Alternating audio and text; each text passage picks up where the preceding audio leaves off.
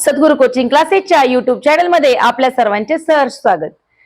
ग्रामरची 45 day ची series चालू आहे। डे आहे 20 आणि आपण काय करतोय 20 डे मध्ये टेन्सेसचे जे आपण ऑल टाइप ऑफ टेन्सेस शिकून झाले, सब टाइप झाले। आज आपण टेन्सेस जे आहेत ते आपण चेंज करणार आहेत, म्हणजे आपण एका रूपातून दुसऱ्या रूपात त्याचं ट्रान्सफॉर्मेशन करणार आहे। म्हणजे आता जो प्रकार शिकणार आहे आपण तो identify the tense and change into the another type of tenses. तर बोर्डवर मी काही एक्झाम्पल लिहिलेले आहेत, त्याचे V1 V2 V3 V4 V5 पण खाली लिहिलेले आहेत। आणि ह्या बाजूला मी ह्याच्या फिंगर्सवर जे फॉर्म्युले आपल्याला लर्न करायचे फॉर्म्युलाच, तर ते फॉर्म्युला इथे राईट डाऊन केलेत। बघा आता कसे केलेत, तर हे सिंपल, कंटिन्युअस, परफेक्ट आणि परफेक्ट कंटिन्युअस म्हणजे माझे 4 बोट। पहिला रकाना जो आहे तो प्रेझेंट साठी, सेकंड जो आहे तो पास्ट साठी आणि लास्ट वाला जो आहे फ्युचर साठी। तर याच्यामध्ये मी सब्जेक्ट आणि ऑब्जेक्ट असं न लिहिता डायरेक्ट मूळ फॉर्म्युला मेन जो गाभा आहे तो लिहिलाय फक्त। जसं की सिंपल प्रेझेंट टेन्स मध्ये V1 आणि V5 दोनच क्रियापद लागतात, subject plus object, subject plus V1 plus object. आता V1 ह्या 5 जणांना आहे आणि V5 ह्या 5 जणांना आहे। आता हे पाच आतापर्यंत तुम्हाला कळायला पाहिजे की हे 5 आणि हे 5 कोण, I, we, you, they, Ram and Sita याला लागतो V1, he, she, it, Ram, Sita याला लागतो V5। बर, पुढे आपण आलो past tense, simple past tense मध्ये। तर सगळ्या कर्त्यांना, सगळ्या डुअर्सला, सगळ्या सब्जेक्टला V2 लागणार आहे, म्हणजे अख्ख्या 12 काळामध्ये V2 तुमचा फक्त एके ठिकाणीच लागणार आहे। नेक्स्ट जर तुम्ही टाइप बघितला तर तो आहे सिंपल फ्युचर, त्याच्यामध्ये पण शल, विल प्लस V1 एवढंच मी टाकलंय तिथे।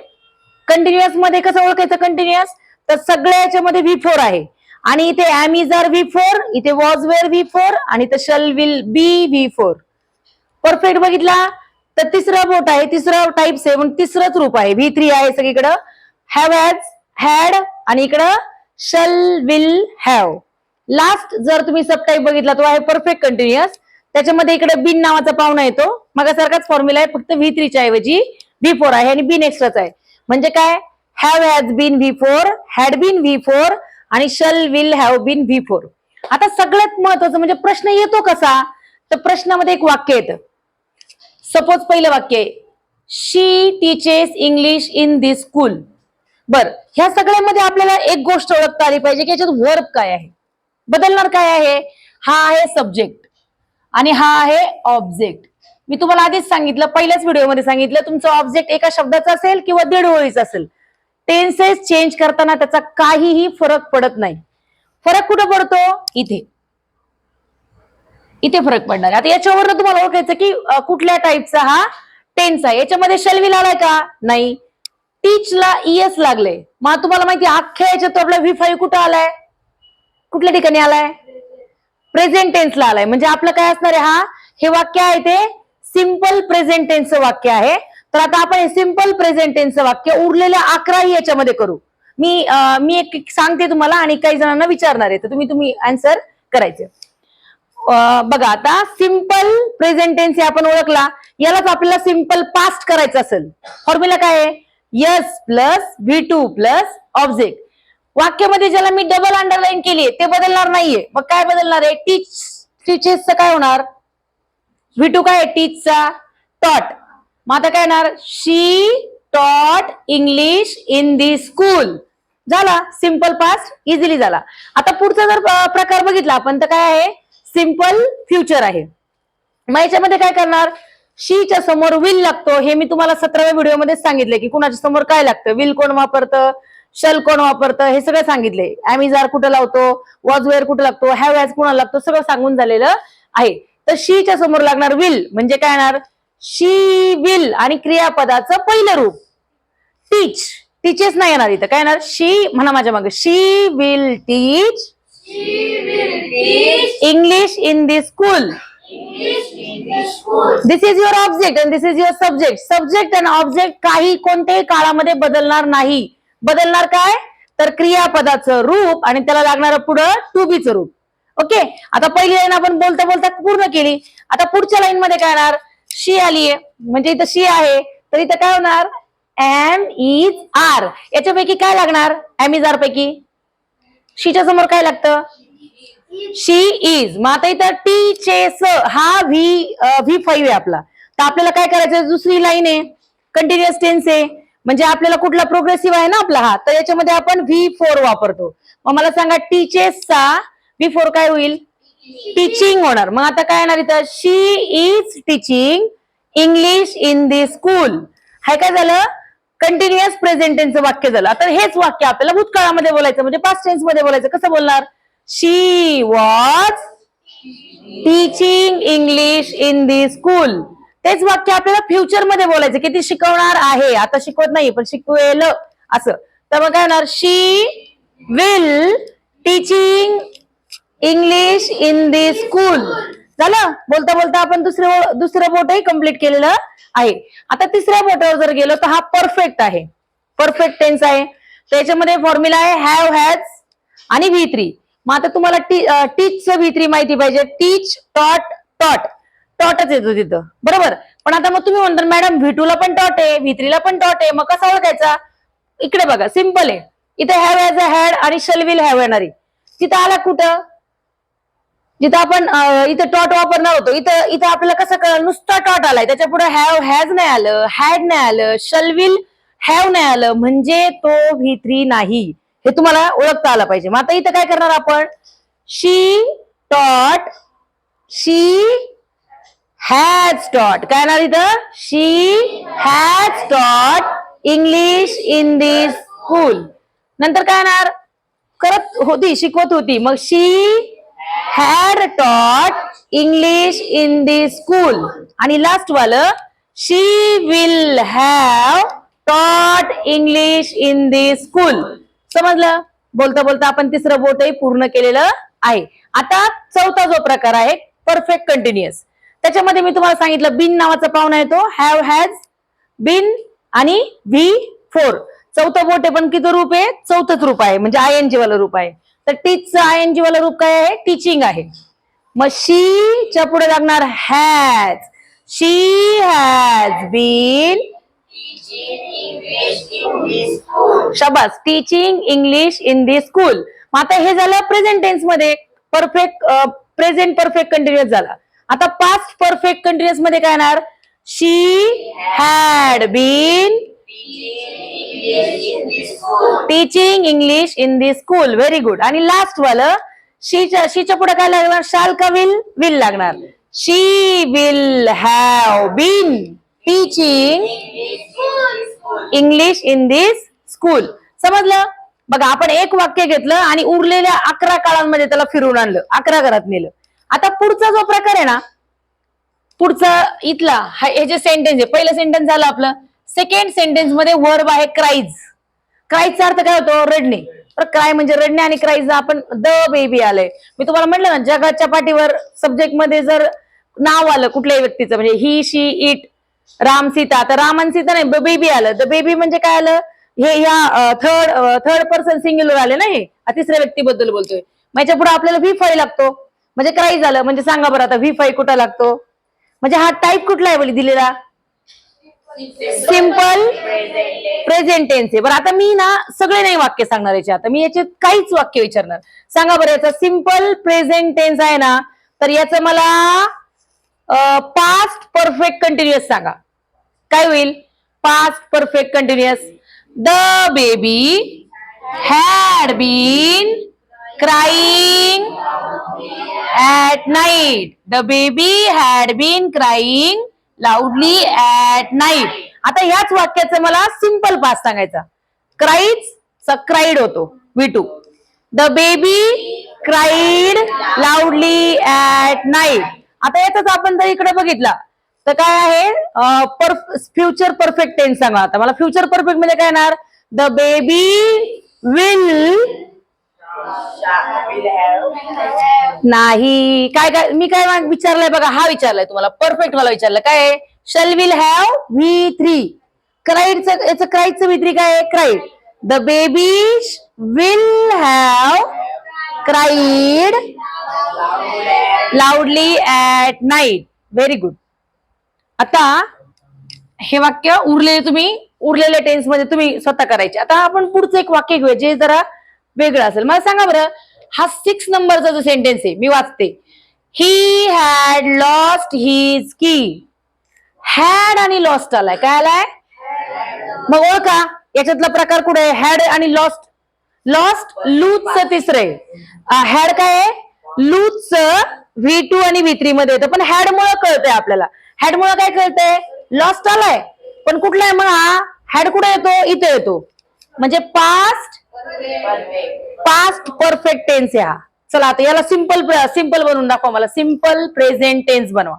कसं बनवणार, ही तसं जाणार, ही लॉस्ट, हॅड पण जाणार. लॉसचं पहिलं रूप काय आहे, लूज, पण आता ही च्या पुढे V5 लागणार ना.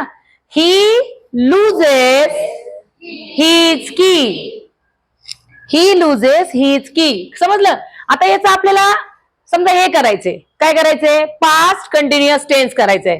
मग हिच्या पुढे काय लागणार, ही वॉज, काय येणार मग, ही वॉज काय येणार, लॉसचं काय, losing, he was losing his की. बरोबर. तेच वाक्य आपण जर सिंपल फ्युचर मध्ये गेलो तर काय येणार, ही विल, काय येणार, ही विल पहिलं रूप, लूज हिज की. बरोबर. आता हेच वाक्य आपण कशात करायचं, याच्यात करूया. पास्ट होतं ना, तर प्रेझेंट परफेक्ट मध्ये करूयात. मग ही च्या पुढे काय लागणार, हॅव का has, he has lost his keys. समजलं. काळ बोटावर खेळवणं किती सोपं आहे. फक्त आपल्याला काय करायचंय, फॉर्म्युलाज लर्न पाहिजेत आणि आपल्याला क्रियापदाचे 3 रूप माहिती पाहिजे, फॉर्म्युला लर्न पाहिजे, आणि मग आपण कुठल्याही बोटावरून कुठेही कसंही येऊ शकतो. आता अजून एक सेंटेन्स घेऊया आपण, राईट वाला घेऊ. याच्यामध्ये V1 V2 V3 V4 V5 सगळे त्याचे वेगवेगळे आहेत, म्हणून हे एक घेऊयात आपण, एक्झाम्पल बघूयात. आता मला सांगा, ह्या वाक्यावरनं राईट्स वरनं काय कळतंय तुम्हाला, राईट्स हा वर्ब आहे. कुठला टेन्स असेल बरं तिकडचा, ओळखता, राईट्स आलं, सिंपल प्रेझेंट टेन्स आहे. कुठला आहे, सिंपल प्रेझेंट. मग याचं सिंपल पास्टचं वाक्य मला सांगेल विशाल सांगेल. काय येणार, she writes V2 a story, she wrote a story. Very good. पुढं नेक्स्ट बवले, फ्युचर टेन्स सांगायचं, she will write a story. Very good. लाड. पुढचा पास झाला, फ्युचर झाला. आता हा सांगायचा, शी एमिजार पैकी काय लागेल, शीच्या पुढं is, she is writes before, she is writing a story. आता इकडे साक्षी काय येणार, कंटिन्युअस पास्ट टेन्स सांगायचं. साक्षी काय येणार, she was writing a story. Future tense Namdev,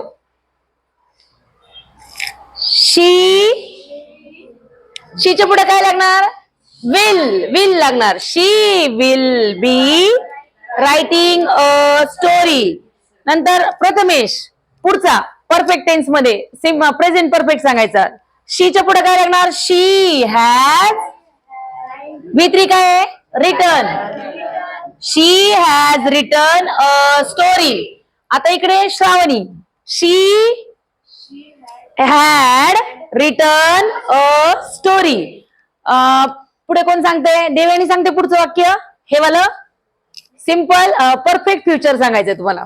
हा सांगा, she will have written a story. Very good. Next आता हा वाला, इथे परफेक्ट कंटिन्युअस मध्ये काय येणार, she has been writing a story. पुढचं, she had been writing a story. त्याच्या पुढचं, रायटिंग अ स्टोरी. म्हणजे एक वाक्य घेतलं आपण आणि सगळ्या घरात जाऊन आलो जाऊन. यालाच म्हणतात की टेन्सेस हातावर फिरवणे, बोटावर नाचवणे, असा हा प्रकार आहे. तर उरलेली ही जी वाक्य 3, 5 तुम्ही होमवर्कला करा. तरी पण आपण एक बदलूयात. आता बघा, आता ट्रेन लेफ्ट आहे. मला सांगा, आता तुम्ही म्हणता लेफ्ट म्हणजे राईट लेफ्ट मधला लेफ्ट का वर्ब मधला लेफ्ट, सांगा मला. कन्फ्युजिंग आहे, इंग्लिश कन्फ्युजिंग आहे.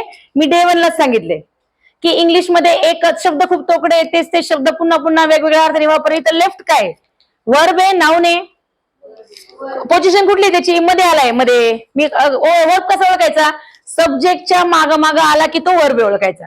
सब्जेक्टच्या लगेच माग सब्जेक्टला फॉलो करतो तो, मग वर्ब आहे, पोटात असतो वर्ब. ओके, इंग्लिशमध्ये वर्ब पुढे असतो, सेंटेन्सच्या मध्ये असतो, म्हणजे सब्जेक्टच्या लगेच मागे असतो. मग लेफ्ट वर्ब आहे, मग लेफ्ट कशाचं V2 आहे तर लिव्हच आहे. बघा इथे लिहिले मी, leave, left, left, leaving, leaves. मग आता बघा, the train left the station. मला सांगा हे वाक्य कुठल्या काळातलं आहे? Which type of tense? Simple past tense. ना त्याच्या पुढे हॅड आलंय ना काय आलंय, V2 आलंय, म्हणजे अख्ख्या काळामध्ये V2 एकाच ठिकाणी येतो, सिंपल पास्टला. मग हे वाक्य सिंपल पास्ट मधले. मग आता नाचवा, याला नाचवा म्हणजे काय, फिरवा. आता याला सिंपल पास्ट आहे, त्याच लाईन मध्ये खाली जाऊ आपण. सिंपल पास्टचं कंटिन्युअस पास्ट करायचं. मग काय म्हणणार, द ट्रेन सिंग्युलर आहे, the train was no left, the train was leaving the station. त्याच्या खाली जाऊ लगेच, द ट्रेन हॅड, शाबास, the train had left the station. त्याच्याच खाली जाऊ आता, the train had been leaving the station. शाबास, व्हेरी गुड. आता ते शेजारी येऊ, पहिलं वाक्य हे. आता इथं लेफ्ट होतं ना, the train leaves the station. इथं काय येणार, V5 येणार, लिव्ह्स येणार. काय येणार, हा, द ट्रेन म्हणजे इट, वस्तू आहे ना ती, आपण ती इट म्हणून वापरतो. मग इटच्या पुढे काय येतं, हे सगळं इकडे मध्ये येतं, ही, शी, इट, राम, सीता, वस्तू म्हणून वापरला आपण. पेनासाठी पण इट्स वगैरे येतो, बरोबर. तर मग इथं काय येणार, the train leaves the station. त्याच्या खाली आलो आपण, कुठला आहे, कंटिन्युअस प्रेझेंट टेन्स. काय होणार, the train is leaving the station. The train has, नाही, V3 काय, the train has left the station. त्याच्या खाली आलो, the train has been leaving the station. पलीकडे गेलो फ्युचर टेन्स मध्ये. पहिला सिंपल फ्युचर कसा होणार, द ट्रेन, नाही नाही, द ट्रेन विल. काय होणार, the train will leave the station. त्याच्या खाली आलो, the train will be leaving the station. त्याच्या खाली आलो,